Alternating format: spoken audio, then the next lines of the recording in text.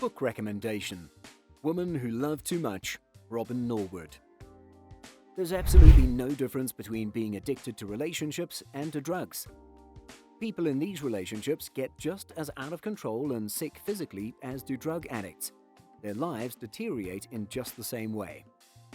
That's Robin Norwood, the author of our book, talking about women who love too much.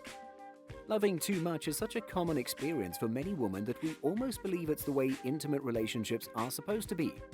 Most of us have loved too much at least once, and for many of us, it's been a recurrent theme in our lives. Some of us have become so obsessed with our partner and relationship that we're barely able to function. In today's video, we take a look at the best-selling book, Women Who Love Too Much. We talk about what it means to love too much, traits of women who love too much, recovery, and much more. So stay with us till the end.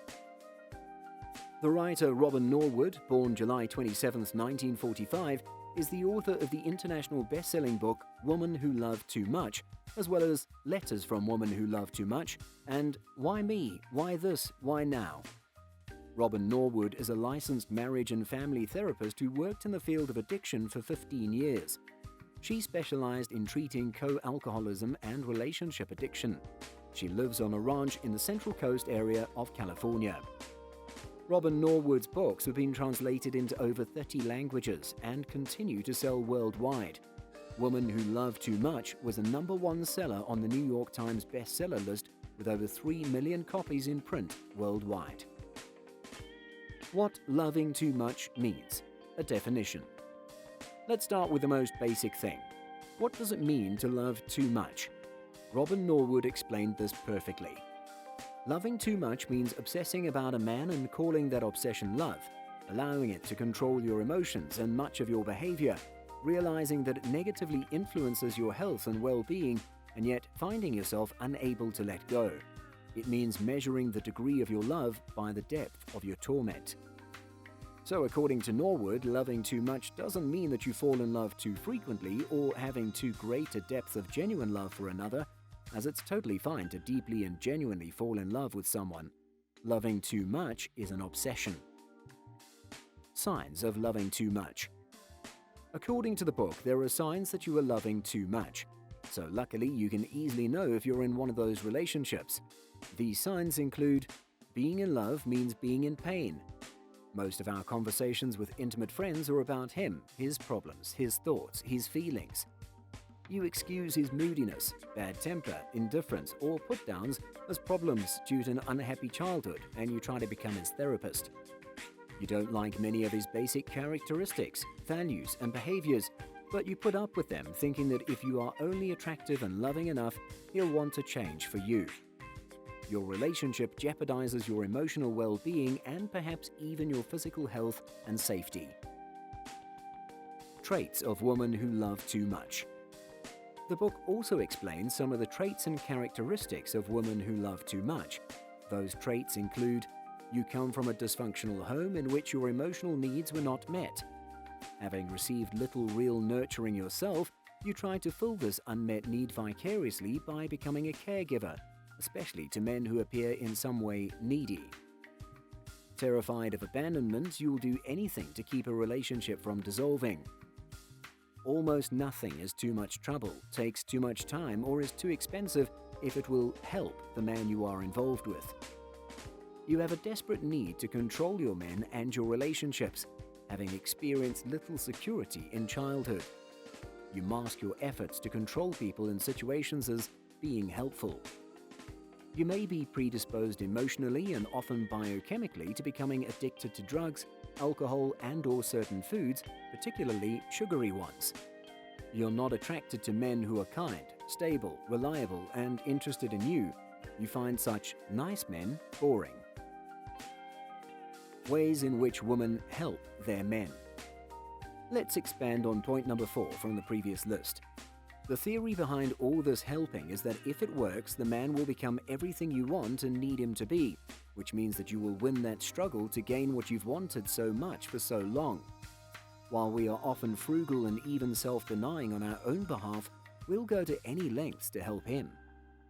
Some of our efforts on his behalf include buying him clothes to improve his self-image, finding a therapist for him and begging him to go, financing expensive hobbies to help him use his time better, going through disruptive geographic relocations because he's not happy here, giving him half of all of our property and possessions so he won't feel inferior to us, providing him with a place to live so that he can feel secure, allowing him to abuse us emotionally because he was never allowed to express his feelings before. This is only a partial list of the ways we try to help. We rarely question the appropriateness of our actions on his behalf. In fact, we spend a great deal of time and energy trying to think up new approaches that might work better than those we've already tried. Types of men she finds attractive. The book didn't only stop at talking about women, it also did talk about different types of men that the women are attracted to. To name a few, unstable men. This type of man can very easily get angry and make people upset. They have no commitment and no empathy. Women tend to perceive this type of man as attractive. Unreliable men. An unreliable man can usually speak about doing stuff more than actually doing stuff. He takes you for granted, suddenly cancels plans, etc. Women find this type to be challenging. Immature men. Women see this type as charming. He shies from commitment, never accepts mistakes, and usually doesn't have a steady job. Dependency on relationships as a drug. Throughout the book, the author kept showing us the similarities between addiction to toxic men and addiction to drugs. She illustrated the similarities in the addiction steps using an example of a patient she had whose name was called Jill. Number 1. Initial high. Early in each of her relationships, there was an initial high, a feeling of euphoria and excitement, while she believed that finally her deepest needs for love, attention, and emotional security might be met. 2. Use the drug more and more. The woman seeks the drug more and more frequently. 3. Addiction grows. Jill became more and more dependent on the man and the relationship in order to feel good. 4. More drug is needed. Then, like an addict who must use a drug more as it produces less effect, she was driven to pursue the relationship harder as it gave her less satisfaction and fulfillment. Trying to sustain what had once felt so wonderful, so promising, Jill slavishly dogged her man, needing more contact, more reassurance, more love as she received less and less. 5. The worse it gets, the harder it is to let go. The worse the situation became, the harder it was to let go because of the depth of her need. She could not quit. 6. Withdrawal symptoms. Some women may unconsciously seek the powerful stimulation of a difficult and dramatic relationship in order to stir their glands to release adrenaline.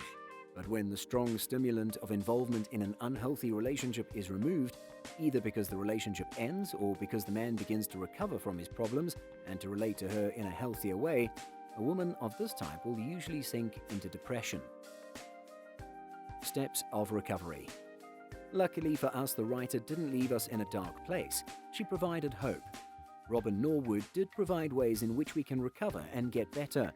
We'll list the most important tips she wrote about. Go for help. The first step in going for help may involve anything from checking a relevant book out of the library to making an appointment to see a therapist. Make your own recovery your first priority. This means that no matter what is required, you are willing to take those steps necessary to help yourself without consideration to anyone but yourself. Stop managing and controlling him. To stop managing and controlling him means not helping and not giving advice. Let's please assume that this other adult whom you are aiding and advising has as much capacity as you have to find himself a job, an apartment, a therapist, an AA meeting, or whatever else he needs. Thank you so much for watching this video. Remember, you are loved and you are loved. Please subscribe to keep updated on new videos. Feel free to ask any questions below in the comments.